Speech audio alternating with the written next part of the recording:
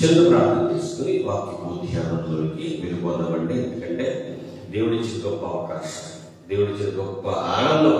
దీన్ని మనం ఎంత ఆనందంగా చెప్పాలంటే విషయాన్ని, ఎందుకంటే లోకంలో ప్రతి మనిషికి ఎన్నో కష్టాలు ఉంటాయి, ఎన్నో బాధలు ఉన్నాయి.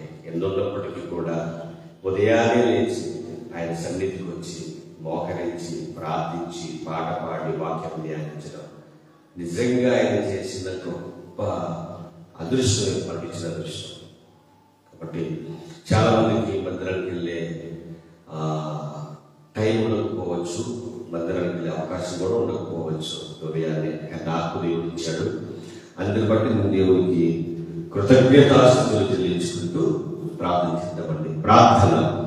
పరలోకమందున్న మా కన్న తండ్రి, నీ పరిశుద్ధమైన శ్రేష్టమైన ఘనమైన నామములో స్తుతులు స్తోత్రములు తండ్రి. దేవా, ఉదయకాలం మొదలుకొని సాయంకాలం వరకు, సాయంకాలం మొదలుకొని ఉదయకాలం వరకు ప్రతిరోజు ప్రతి నిమిషము మీరు మమ్మల్ని కాపాడుతున్న విధానాన్ని బట్టి వందనాలు తండ్రి. అలాగే ముఖ్యంగా నాయన విదేశాల్లో ఉన్న తండ్రి, క్రీస్తు స్వరం ప్రార్థన గ్రూపులో ఉన్న నీ బిడ్డలందరినీ జ్ఞాపకం చేసుకోండి. వారికి ఆరోగ్యం ఇవ్వండి, బలం ఇవ్వండి, శక్తిని ఇవ్వండి. అలాగే ఎక్కువ జామునే దేవుని వాక్య ధ్యాన పరిచర్యల బిడ్డలు కూడా జ్ఞాపకం చేసుకోండి. వారికి ఆరోగ్యమును, బలమును, శక్తిని ప్రసాదించండి. అలాగే నాయన పరమతిరుపురం గ్రామంలో మహిమ గల క్రీస్తు ప్రార్థన మందిరంలో ఉన్న బిడ్డలందరూ కూడా జ్ఞాపకం చేసుకోండి. వారికి కూడా ఆరోగ్యమును, బలమును, శక్తిని ప్రసాదించండి తండ్రి. అలాగే ఎవరైతే సత్యవాక్యమును సరిగా విభజించి ఉపదేశిస్తూ తండ్రి ఆ యొక్క వాక్యానుసారంగా బ్రతుకుతున్నారో వారి కుటుంబాలన్నిటిని కూడా దీవించి ఆశీర్వదించమని. అలాగే మరి ముఖ్యంగా నాయన ఆకలితో వారికి ఆహారమును తండ్రి, వస్త్రహీనతతో బాధపడుతున్న వారికి వస్త్రములను, అనేకమైన రోగాలతో తండ్రి నాయన బాధపడుతూ హాస్పిటల్లో ఉన్న కుమిలిపోతున్న బిడ్డలను తండ్రి, ఆర్థిక ఇబ్బందులు, కుటుంబ సమస్యలతో బాధపడుతున్న వారందరికీ మీరే ఎవరి ద్వారా సహాయం పంపించి వారిని బలపరచమని ప్రార్థిస్తూ ప్రాధాన్యపడుతూ ఇప్పుడు వాక్యాన్ని ధ్యానిస్తూ ఉండగా మీరే మాతో మాట్లాడి బలపరిచి స్థిరపరచమని మా ప్రభుత్వం రాని ఉన్న యేసుక్రీస్తు వారికి నామమున ఈ ప్రార్థన మనవులు అడిగి వేడుకొనిచున్నాము తండ్రి. ఆమేన్, ఆమేన్. అందరికీ మరొకసారి ప్రభు పేరట నా హృదయపూర్వక వందనాలు తెలియజేసుకుంటున్నానండి. ఎందుకంటే ఇంత గొప్ప అవకాశము దేవుడు మనకి ఇచ్చాడండి. మరి ముఖ్యంగా ఎవరైతే నాతో పాటు యొక్క వాక్యం వినడానికి సిద్ధపడుతూ ఉన్నారో నిజంగా ఇది మన దేవుడిచ్చిన వరమేనండి. దేవుడిచ్చిన వరమే. ఎందుకంటే లేకపోతే మనం ఉదయాన్నే లేస్తాము, లేచిన తర్వాత మన సొంత పనులు కానీ లేదా అవసరం లేదు కానీ చాలా చేస్తూ ఉంటారు చాలా మంది. కానీ అలా కాకుండా మనం దేవునితో సహవాసం చేస్తున్నాం కాబట్టి దేవుడు నిన్ను, నీ కుటుంబాన్ని, ఎవరైతే ప్రతిరోజు కూడా చాలా మంది ఉంటారండి, అలా ఎవరైతే ప్రతిరోజు ప్రార్థిస్తున్నారో, ప్రతిరోజు ఉదయం లేవగానే దేవుని స్తుతిస్తున్నారో, చక్కగా పాట పాడుకుని దేవుని నామాన్ని మహిమపరుస్తున్నారో వారందరి కుటుంబాన్ని కూడా దేవుడు నిండారా దీవించి ఆశీర్వదించునుగాక. ఆమేన్. మరి ముఖ్యంగా ఈ సందర్భంలో ఎవరైతే ఆ యొక్క సమయాన్ని సద్వినియోగం చేసుకోలేకపోతున్న సహోదరి సహోదరులు ఉన్నారో వారు కూడా గుర్తిరిగి ఎందుకు దేవుడు వారికి ఇచ్చిన సమయాన్ని అర్థం చేసుకోవాలి, ఎందుకు దేవుడు వారికి ఇచ్చిన సమయాన్ని వృధాపరించుకోవాలి. ఎందుకంటే దేవుడు చక్కటి మాట చెప్పాడు పత్రిక 5:15 ఏమనంటే దినమును చెడ్డవి కనుక అక్కడికి వెళ్ళొద్దామండి, అప్పుడు మిమ్మల్ని దేవుడు సురక్షితంగా కాపాడే కారణం ఏంటో ఒక వాక్యాన్ని మీకు వినిపించాలని ఆశపడుతున్నాను. మొట్టమొదటిగా ముందు మనతో దేవుడు మాట్లాడుతున్న అద్భుతమైన మాట అపోస్తలుల పౌలు గారి ద్వారా ఎఫెసీయులకు అపోస్తలుల పౌలు గారి పత్రిక రాస్తూ 5వ అధ్యాయము 15వ వచనం. ఈ వాక్యము చాలాసార్లు చదువుకున్నాము, చాలాసార్లు డైవిజన్లు చెబుతుండగా విన్నాము కూడా. అయితే ప్రేమ సహోదరులారా, వినడం అనేది ప్రాముఖ్యమే, విన్న వాక్య ప్రకారంగా బ్రతకడం కూడా ఇంకా ప్రాముఖ్యం. కాబట్టి ప్రేమ దేవుని వల్ల ఒక్కసారి అందరూ మనసు పెట్టి, ఈరోజు ఆదివారం అండి, మరి ముఖ్యంగా చాలా మందిరాల్లో ఈరోజు ప్రభు వాళ్ళ కార్యక్రమం జరుగుతుంది, కొన్ని మందిరాల్లో వారం జరుగుతుంది. ఏదేమైనప్పటికీ కూడా ఈరోజు ఆదివారం కనుక అనేక మందిరాల్లో, అంటే మ్యాక్సిమం చాలా దేశాల్లో ఈరోజు, కొన్ని దేశాల్లో ఉండదు కానీ ఎక్కువ శాతంగా ఈరోజు దేవుణ్ణి ఆరాధిస్తారు సంఘముగా కలిసి.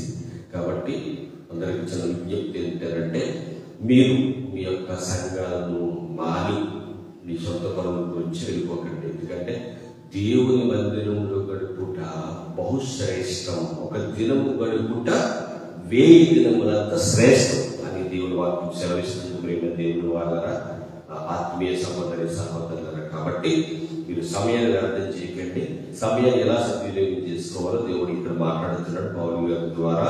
ఎఫెసీయులకు రాసిన పత్రిక 5వ అధ్యాయము 15వ వచనంలో, దినములు చెడ్డవి కనుక, దినాలు చాలా చెడ్డవండి. దినాలు ఎంత దారుణంగా ఉన్నాయంటే, మంచిగా బ్రతుకుతున్న వారికి మంచి రోజులు లేవు, కానీ మంచి పరలోకం ఉంది మనకి. నువ్వు మంచిగా బ్రతుకుతుంటే నిన్ను చెడుగా చిత్రీకరిస్తారు, అయినా పర్లేదు. నువ్వు మంచిగా అందరి కొరకు ప్రార్థన చేస్తూ ఉంటే వారిని మీద తిరగబడతారు. నువ్వు అనేకుల కొరకు ప్రార్థన చేసినప్పుడు నువ్వెవరి గురించి అయితే ప్రార్థన చేస్తున్నావు వాళ్ళని నిన్ను తక్కువ చేసి మాట్లాడతారు, వాళ్ళని తక్కువగా మాట్లాడతారు, వాళ్ళని మీద నిందలు మోపుతారు, వాళ్ళని నిన్ను అభ్యంతరకరంగా మాట్లాడతారు.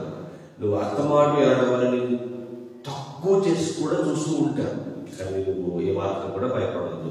నీ పని ఏంటంటే నువ్వు వారి కొరకు ప్రార్థన చేయడమే, నువ్వు వారిని సంఘానికి నడిపించడమే. ఒక దైవజనుడిగా, ఒక సంఘ విశ్వాసిగా మన పని.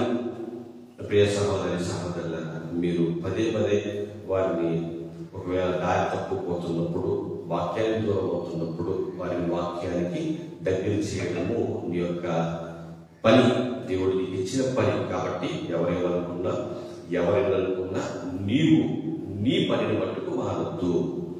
అవతల వారు నిన్ను ఇబ్బందికరంగా మాట్లాడినా, నువ్వు వెళ్ళ పట్టించుకోకపోయినా, నీ ముఖం చూడకపోయినా నువ్వు మట్టుకు వారి కొరకు ప్రార్థన చేయి. ఎందుకంటే ప్రార్థన చేయడం అనేది ప్రాముఖ్యం. వారిని రక్షించడం అనేది నిన్ను దేవుడు వాడుకుంటాడు. కాబట్టి ప్రేమ దేవుడు వల్ల మీ సంఘంలో దైవజనులు ఈ మాట నేను తెలియజేస్తూ ఉన్నాను. మీ సంఘంలో ఎవరైనా సరే ఒకవేళ మీ మీద వ్యతిరేకంగా మాట్లాడినా, నువ్వు తక్కువ చేసి మాట్లాడినా, మిమ్మల్ని బాధ పెట్టినా, కానీ ధైర్యం ఉండేది, మన బాధ దేవుడు చూస్తాడు. మీరు వారి కుటుంబం వరకు ప్రార్థన చేయండి. మీరు వారి దగ్గరికి వెళ్ళినప్పుడు వారు మేము పట్టించుకోకపోయినప్పటికీ కూడా మీరు వారి గురించి ప్రార్థన చేయండి. వారిని ఒకవేళ మీరు పదే అడుగుతున్నప్పుడు వాళ్ళు చీపుగా చూసినప్పుడు, ఎందుకంటే మీరు వెళ్ళేది దేవుడు తెలుసు, వారు మీ గురించి మాట్లాడేది దేవుడు తెలుసు. కాబట్టి మీరు ఏమాత్రం కూడా అధైర్యపడద్దు, ఏమాత్రం కూడా మీరు అవమానంగా నన్ను తీసుకోకండి. ఎందుకంటే అనేకమైన అవమానాలు దేవుడు మీకు గొప్ప బహుమానంగా మారుస్తాడు. కాబట్టి దైవజనులారా, నా తోటి సేవకులారా, మీరు భయపడద్దు, దేవుడు బహుమానం ఇస్తాడు. కాబట్టి ప్రేమ దేవుడు వల్ల సమయాన్ని సద్వినియోగం చేసుకుందాము. ఇక్కడ దేవుడు మాట, దినాలు చెడ్డవి అని అంటే రోజులు మంచివి కాదని చెప్పట్లే. రోజులు మంచివే, కానీ జరుగుతున్న కార్యాలను బట్టి చెడ్డవి అన్నీ జరుగుతున్నాయి. కాబట్టి దినాలు చెడ్డవి. Okay, right. కాబట్టి నువ్వేం చేయాలి? ఒక క్రైస్తవుడుగా నువ్వేం చేయాలి? ఒక క్రైస్తవుడుగా చేయవలసిన పని ఏంటి? ఒక క్రైస్తవుడుగా నీ బాధ్యత ఏంటి అనే విషయాల గురించి కూడా ఆలోచించినప్పుడు ప్రేమ దేవుడు వల్ల దేవుడు మనతో చాలా చక్కగా మాట్లాడుతూ, నువ్వు ఎలా ఉండాలి, నీ జీవితం ఎలా ఉండాలి, నువ్వు ఎలా బ్రతకాలి అని అనేకమైన విషయాలు మనకి తెలియజేస్తున్నాడు. ప్రేమ దేవుడు వల్ల చక్కగా మాట మనం వినగలిగితే, దినములు చెడ్డవి కనుక మీరు సమయమును పోనీయక సద్వినియోగం చేసుకోవచ్చు, అజ్ఞానుల వలె కాక జ్ఞానుల వలె నడుచుకున్నట్లు జాగ్రత్తగా చూసుకోండి. అజ్ఞానులైతే సమయాన్ని వ్యర్థం చేస్తారు. ఎందుకంటే ప్రేమ దేవుని వల్ల రాదు. పదే వెళ్ళినప్పటికీ కూడా కొంతమంది ఆదివారం మందిరానికి రావట్లేదండి, రండి, దేవుడు మిమ్మల్ని ఆశీర్వదిస్తాడు, మీరు వాక్యాన్ని నేర్చుకోండి. వాక్యాన్ని విన్నప్పుడు, సంఘంతో కలిసి ఆరాధించినప్పుడు మీరు ఎలా ఉండాలో, ఎలా మాట్లాడాలో, ఎలా బ్రతకాలో అన్న ఒక విషయాన్ని మనం తెలుసుకోవడానికి అవకాశం ఉంటుంది. వాక్యం వినకపోతే, వాక్యాన్ని వినే ఆసక్తి లేకపోతే వేస్ట్ కదా, సమయం వ్యర్థమే కదా. కాబట్టి మీరు దేవుని వల్ల మీరు ఎక్కడికైనా వెళ్ళండి, వాక్యాన్ని జాగ్రత్తగా వినండి, విన్న వాక్యానుసారంగా బ్రతకండి. అది కూడా బైబిల్లో ఉన్న మాట ప్రకారంగా, మా సొంత మాటలు కాదు. మీరు సమయం వ్యర్థం చేయకండి. నా ప్రియ సహోదరి సహోదరులుగా, సంఘాన్ని వ్యర్థం చేసుకుని మీరు సమయాన్ని వ్యర్థం చేసుకుని సంఘాన్ని విడిచిపెట్టడం వల్ల మీకు లాభం ఏంటి? మీ కొరకు సంఘం అంతా ప్రార్థన చేస్తుందండి. నా ప్రియ సహోదరి సహోదరులు, సంఘం అంతా మీ కొరకు ప్రార్థన చేస్తుంది, కన్నీరు విడిచి ప్రార్థన చేస్తుంది. కష్టాల్లో ఉన్నప్పుడు, బాధలో ఉన్నప్పుడు, సమస్యలో ఉన్నప్పుడు ప్రార్థన చేస్తుంది. ఆన్లైన్ ప్రేయర్ అందరూ ప్రార్థన చేస్తారు, శుక్రవారం ఉపవాస ప్రార్థన అందరూ ప్రార్థన చేస్తారు. అంటే మీ గురించి దేవుని వేడుకుంటారు. ఎంత గొప్ప పరిప్రీతి దేవుని వల్ల, ఎంత గొప్ప ఆ యొక్క ఆధిక్యతని ఒక సంఘం, కుటుంబం మనకు ఉంది. మామూలుగా లెక్కేసుకోండి, కుటుంబంలో నీ భార్య, నీ భర్త, నీ పిల్లలిద్దరు, గట్టుడు అత్తమామ, ఈ పక్కన అత్తమామ, అంతే. కానీ సంఘం అంటే పెద్ద కుటుంబం. ఇలాంటి కుటుంబాలు ఎన్నో కలిసి ఒక సంఘం. మరి అందరూ కలిసి ప్రార్థన చేస్తే, అందరూ కలిసి దేవుణ్ణి అడిగితే, అందరూ కలిసి దేవుణ్ణి ఆరాధిస్తే సమయం ఎంత బాగుంటుందో. అందుకే ఇక్కడ అన్నమాట, నా పేరు సహోదరి సహోదరులుగా, మీరు సమయమును పోనీయక సద్వినియోగం చేసుకోవచ్చు. సమయాన్ని పోనీయక సద్వినియోగం చేసుకోవచ్చు. అజ్ఞానుల వలె కాదు. అజ్ఞానులు ఏం చేస్తారంటే సమయాన్ని వ్యర్థం చేస్తారు. అజ్ఞానులైతే సమయాన్ని వ్యర్థం చేస్తారు. అజ్ఞానులైతే అటు ఇటు వెళ్ళిపోతారు. అజ్ఞానులైతే దేవుని మందిరాన్ని విడిచిపెడతారు. నా ప్రియ జనాంగమా, దేవుని ప్రజలారా, ఒక్కసారి మీరు ఆలోచించండి. మీరు ఆదివారం మందిరాన్ని వదిలి లేదా వెళ్ళక లోకం వైపు వెళ్ళిపోతున్నారేమో ఒక్కసారి మీరు ఆలోచించండి. ఒక్కసారి మీరు ఆలోచించి సమయాన్ని సద్వినియోగం చేసుకుంటున్నారా, సమయాన్ని దుర్వినియోగం చేసుకుంటున్నారో పరీక్షించుకోండి. ఎందుకంటే మీ జీవితాలు వెలిగింపబడాలి అనండి, మీ జీవితంలో ఉన్నతమైన స్థాయికి మీరు వెళ్ళాలంటే, ఇది లోకంలో దేవుని పని చేయాలి అనంటే నువ్వు ఆలోచించడం మొదలు పెట్టాలి. నీ పనులు చేసుకుంటూ డబ్బులు సంపాదించుకోవడానికి, డబ్బులు పోగేసుకోవడానికి, లేదా ఒక పేరు సంపాదించుకోవాలని అనుకున్నావంటే అది చాలా అవును, నువ్వు ఆ పని చేయొచ్చు. కానీ దేవుని ముందు పెట్టాలంటున్నాను నేను. నా ప్రియ సహోదరి సహోదరులు, దేవునికి ముందు మీరు ఏమి ఇవ్వాలంటే ప్రాముఖ్యత ఇవ్వాలి, ప్రాధాన్యత ఇవ్వాలి. దేవుని ముందు పెట్టాలి, దేవుని పని చేయాలి. అది సమయాన్ని సద్వినియోగం చేసుకోవడం అంటే. అజ్ఞానులు ఏం చేస్తారనంటే దేవుని తర్వాత ముందు ఏంటంటే ఒక సొంత పని. నేను అంటున్నా, నువ్వు అడుగు తీసి అడిగేయాలన్నా, నువ్వు సంపాదించిన సంపాదనతో భోజనం చెయ్యాలన్నా, యొక్క మెతుకు కలపాలన్నా, మెతుకు 5,000 నోట్లోకి వెళ్ళాలన్నా దేవుడు సెలవు ఇవ్వాలి. దేవుడు సెలవు లేనిది ఏ ఒక్కరు కూడా ఏం చేయలేరట, భోజనం చేయలేరండి. కాబట్టి ప్రేమ దేవుని వల్ల నువ్వు అజ్ఞాని కాదు, జ్ఞానివి. దేవుని వాక్యాన్ని వింటున్నావు, పాటలు పాడుతున్నావు, ప్రార్థన చేస్తున్నావు. కాబట్టి ప్రేమ దేవుని వల్ల మీరు అజ్ఞానులు కాదు, జ్ఞానులు. కనుక సమయాన్ని ఏం చేసుకోవాలి, సద్వినియోగం చేసుకోవాలి. కాబట్టి ప్రియ సహోదరి సహోదరులైనా, ఇక్కడ ఈ యొక్క దేవుడు పౌలు గారితో మాట్లాడుతున్న మాట మీరు బాగా అర్థం చేసుకోండి. ఇలా చేయడం వల్ల లాభం ఏంటి? దేవుని మాట వినడం, దేవుడి యొక్క పాట పాడుకోవడం, దేవుడితో ఉండడం, ఆయన ఆజ్ఞల ప్రకారంగా బ్రతకడం, ఆయన కట్టడాలు గైకొనడం వలన కలిగే లాభం. యొక్క ఆగస్టు నెలంతా కూడా చక్కగా దేవుడు నడిపించి ప్రభాసంలో తీసుకొచ్చాడంటే కారణం, సురక్షితంగా ఉన్నామంటే కారణం. చూడండి, ఇశ్రాయేలుతో దేవుడు మాట్లాడుతూ ఒక మాట చెబుతున్నాడు. ఆ మాట చూసి మనం ముగించుకుందాము. లేవీకాండం, ప్రతి ఒక్కరు కూడా మీ యొక్క చేతిలో ఉన్న బైబిల్ తెరిచి లేవీకాండము 25వ అధ్యాయము 18-19 వచనాల్లో ఏమని రాయబడిందో ఒక్కసారి చదువుతున్నాను. చదివాక మీరు కూడా బైబిల్ దగ్గర పెట్టుకుని చదవడానికి ప్రయత్నం చేయండి. లేవియాకాండము 25వ అధ్యాయము 18-19 వచనాల్లో ఏమని రాయబడింది? కాబట్టి మీరు నా కట్టడలను నా విధులను గైకుని వాటిని అనుసరించి నడుచుకునవలెను. అప్పుడు మీరు ఆ దేశంలో సురక్షితముగా నివసించుదురు. ఆ భూమి ఫలించును. మీరు తృప్తిగా భుజించి దానిలో సురక్షితముగా నివసించెదరు.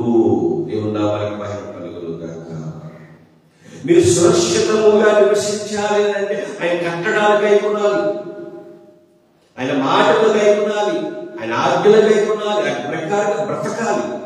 అలా బ్రతికితే దేవుడు నిన్ను సురక్షితంగా కాపాడుతాడు.